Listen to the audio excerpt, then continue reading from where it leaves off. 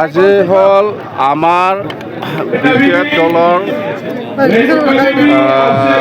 Central committee BPF দলৰ সিদ্ধান্ত মতে আজি গোসাইগাঁও জিলাত প্ৰথম ৰেলী দিছপুৰ চলো যাত্ৰা ৰেলী আজি প্ৰথম হৈ গ'ল। ইয়াৰ পিছত আমাৰ আকৌ পৰ্বতৰা জিলা হিচাপে আছে, ইয়াৰ পিছত আকৌ কোকৰাঝাৰ জিলা হিচাপে আছে। মুঠতে জিলা হিচাপে আমাৰ এনেকুৱা ৰেলী প্ৰগ্ৰাম আছে দিছপুৰ চলো যাত্ৰা।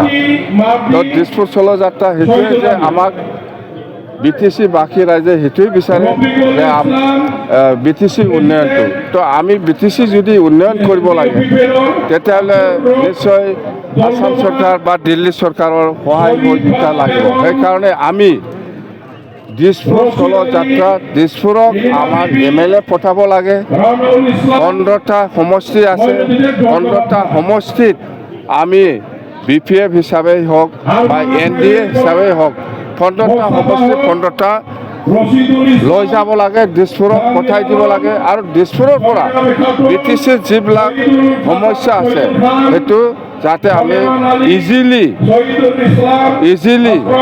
সেইবিলাক সমস্যা সমাধান কৰিব পাৰে, তাৰ কাৰণে দিছপুৰ চলো যাত্ৰা দিছপুৰক MLA পঠাব লাগে, সেইটোৱে আমাৰ উদ্দেশ্য।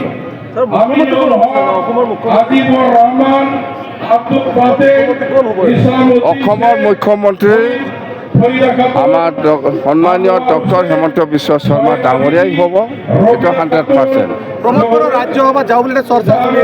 প্ৰমোদ বড়োৱে ক'ত যায় নাযায় সেইটো আমাৰ লগত কোনো কনচাৰ্ণ নহয়। এতিয়া আমাৰ ৰেলীৰ উদ্দেশ্যটো হ'ল গোটেই BTC অঞ্চলৰ 15টা এছেম্বলি সমষ্টি আছে, NDA হিচাপে দিছপুৰত MLA পঠাই দিয়াটো আমাৰ দলৰ দায়িত্ব। আৰু আমি এইবাৰ অসমৰ মুখ্যমন্ত্ৰী হিচাপে doctor Himanta Biswa Sarma ডাঙৰীয়াকে chief minister বনাব। নাই, ইহঁতৰ UPPL কংগ্ৰেছ বা বেলেগ বেলেগ দলে কাৰ লগত কি এলায়েন্স হয় নহয় সেইটোৰ লগত আমাৰ কনচাৰ্ণ নহয়। হওক, এইটো ইহঁতৰ দলৰ কথা। UPPL কাৰ লগত মিত্ৰতা হয় বা কংগ্ৰেছে কাৰ লগত মিত্ৰতা হয় সেইটো ইহঁতৰ কথা। আমাৰ কনচাৰ্ণটো হ'ল এতিয়া আমি NDA হিচাপে 15টা সমষ্টিত 15টা MLA আমি দিম।